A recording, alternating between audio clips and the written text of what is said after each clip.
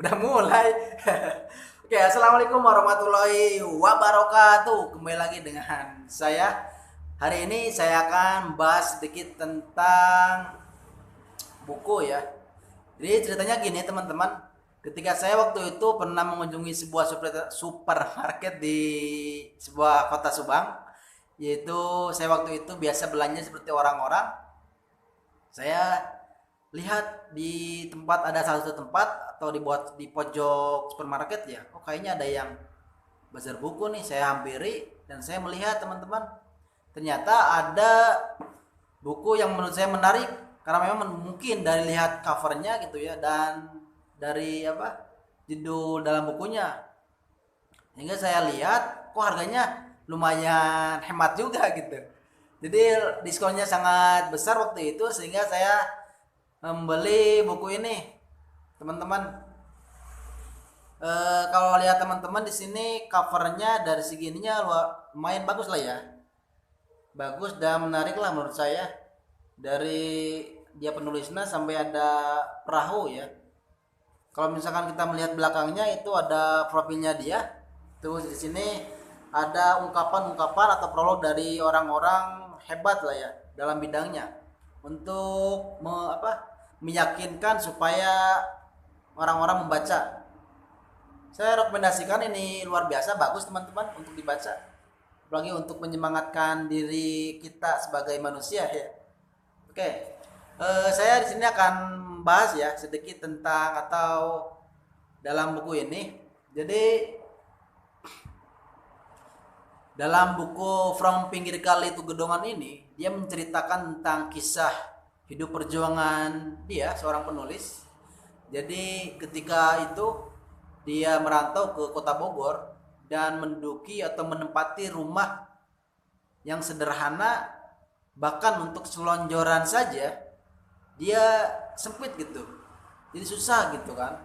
Bahkan waktu itu dia ditemui maksudnya dia orang tuanya, saudara-saudaranya, teman-temannya mengunjungi rumah penulis untuk ya istilahnya silaturahmi atau temu kangen ya.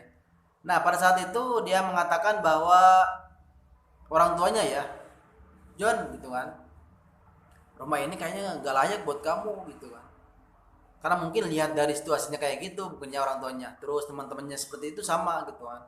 Hingga dia menghiraukan itu semua. Akhirnya dia menghiraukan itu semua dan mengunjungi masyarakat sekitar. Jadi istilahnya silaturahmi lah ya gitu ya.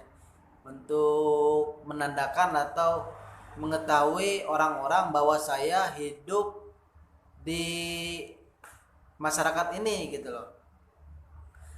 Sehingga dia mengunjungi rumah per rumahnya gitu kan, satu persatu dia satu persatu menjejaki rumahnya. Ini contoh yang luar biasa lah ya menurut saya.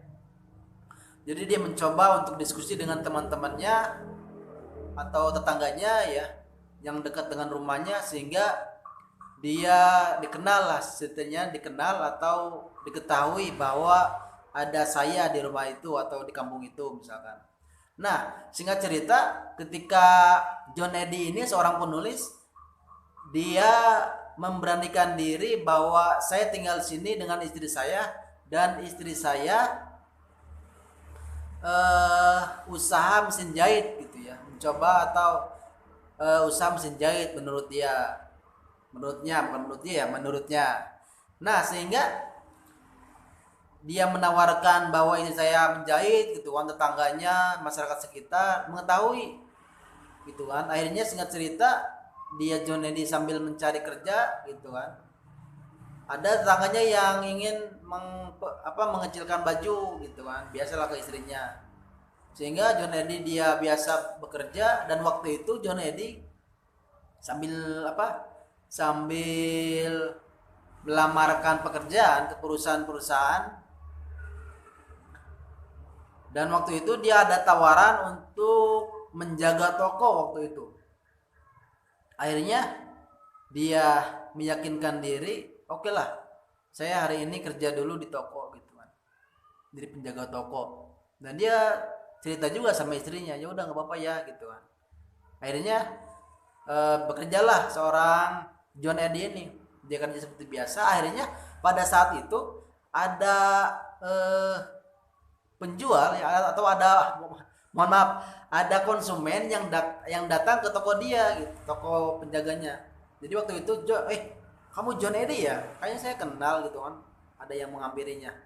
Oh iya, akhirnya singkat cerita bahwa dalam diskusi itu dia menceritakan bahwa keadaan ekonomi di rumahnya gitu kan. Akhirnya John Eddy ini dia diajak ke sebuah perusahaan. Akhirnya di situ mulai potensi segala kemampuan yang dia miliki dikeluarkan, sehingga adanya kepercayaan dari seorang bos atau pimpinan perusahaan, sehingga pada saat itu dia pernah kerja di perusahaan makanan, minuman gitu kan, hingga pada saat itu dia bagian maksudnya kedudukan yang tertinggi lah dalam perusahaan ya. Dia yang harus mewakili sebuah perusahaan ke berbagai negara, ke Cina, ke Thailand, ke Vietnam, ke Malaysia, ke Amerika gitu ya, hanya untuk sebagai kepercayaan perusahaan terhadap dia, karena memang keahlian dia dalam bahasanya gitu kan, dalam ide-ide bagusnya, sehingga oleh perusahaan dipercaya waktu itu, sehingga dia lakukan mau tidak mau gitu kan, bahkan sampai beberapa bulan di negara orang gitu, bahkan istrinya ditinggalkan hanya memang untuk sebuah karir ya waktu itu. Sehingga singkat cerita, John Eddy ini dia keluar dari kerjaan itu. Dia sudah mempunyai potensi hingga perusahaan dipercayakan oleh perusahaan. Dia mencoba atau mempunyai kenalan di sebuah perbankan di tentang keuangan, yang dulu dia itu di perusahaan ternama ya, hingga dia harus berkecimpung di perbankan. Menurut dia, saya tidak ada sebuah kemampuan di bidang ini menurutnya. Tapi alhasil sering waktu berjalan, dia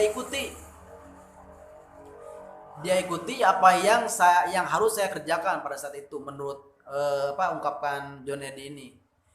Dia biasa kerja gitu kan dengan rekan-rekan yang lainnya, sehingga disitulah dia juga bisa mengubah setidaknya harumnya nama dia gitu kan, karena mempunyai potensi dan kemampuan yang luar biasa, sehingga dia menjadi pimpinan perbankan dan dipercaya juga oleh perbankan gitu, atau keuangan.